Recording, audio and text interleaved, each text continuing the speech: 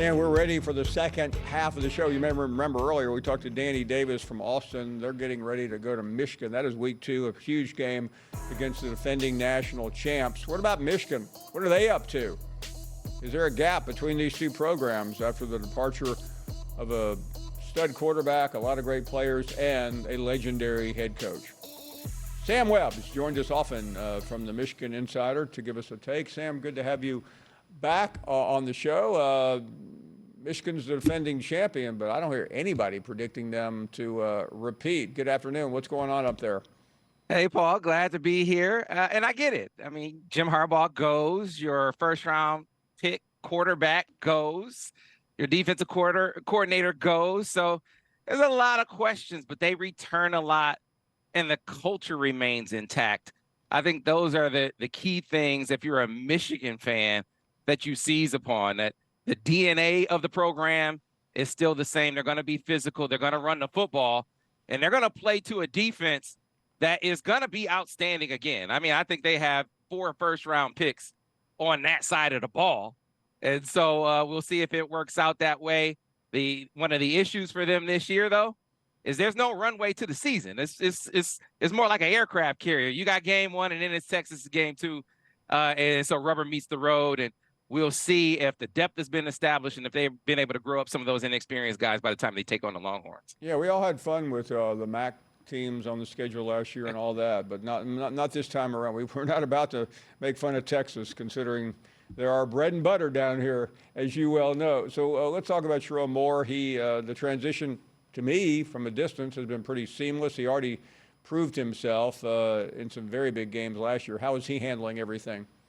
Yeah, again, I think that experience, there's the experience as an understudy, as a coordinator that he went through, going back to 2021, kind of serving as the understudy to Josh Gaddis before he became a play caller, and really learned some things about playing to the strengths of your offense and not necessarily leaning into what your scheme is. You got to play to your team, not your scheme. So I think he learned that. And then last year, I really think the experience he had on the fly of, hey, man, you heard the saying, Paul, I'm sure everybody has a plan until they get hit in the face. Michigan got hit in the face late in that season with Jim Harbaugh's suspension, and then you get in that game. The Penn State game was the pivotal one where he realized, hey, you know what, we're limited in our ability to protect. Our quarterback got banged up in this game. But wait a minute, we can figure out a way to run on a really stout team. And I think that resolve as a coach, his maturity, even as an inexperienced coach, I think played through in that season, and I think is going to play through in this one as well. But there's just no substitute for experience. I mean, what he had the luxury of was having experience on both sides of the ball. They had, team that had been to the playoffs 2 years in a row, quarterback who had been through the rigors, a line that was veteran and experienced. He doesn't have a line that's very experienced in terms of starts, and he certainly is going to have an inexperienced quarterback, so it's going to be a tougher road to hoe. Let's get your thoughts on the new Big Ten. So much was made about USC, and now all the talk seems to be about Oregon. How are your constituents viewing what is a dramatically different league? Yeah, which style is going to dictate the fight? Those teams, and you saw it with Washington, man, they didn't play a real defense in the Pac-12. I'm just be frank with you. They couldn't block Michigan. That was the story of that game last year.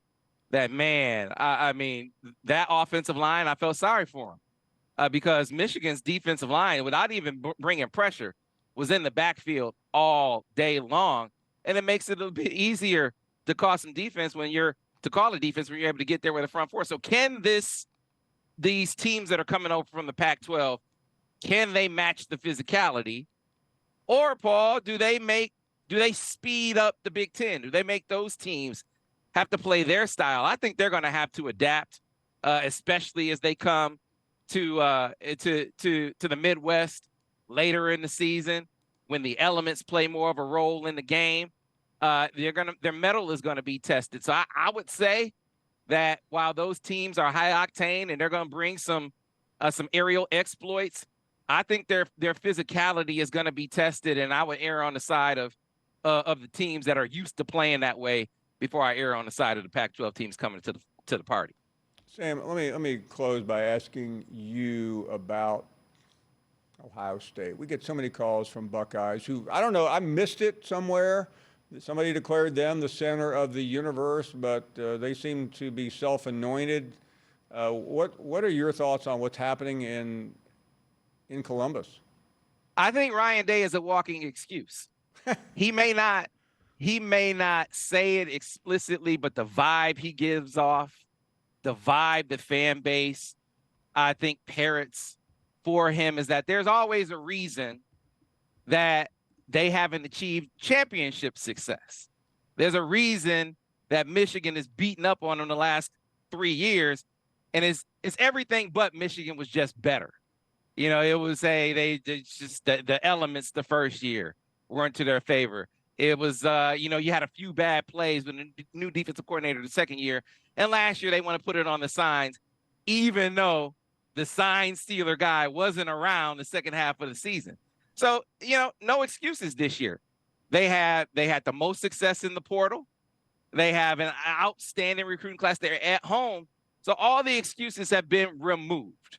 So he should win. And I think he knows, though, if he doesn't, I think Buckeye fans know. If he doesn't, I think they're going to be looking for a new coach. Man, I've always liked you, but now, man, you are my favorite guest in the world with takes like that, as opposed to the Tim Mays of the world who came on here a couple weeks ago and obfuscate and want to go back to, 2014 for the last proof of life from that program. Hey, great to have you on. You're welcome any day of the week with takes like that, Sam. Sam Webb joining us from Michigan. You can see we've done the heel turn from Michigan now to Ohio State. We'll take a short break. We have a long way to go. We'll look forward to your phone calls right after this.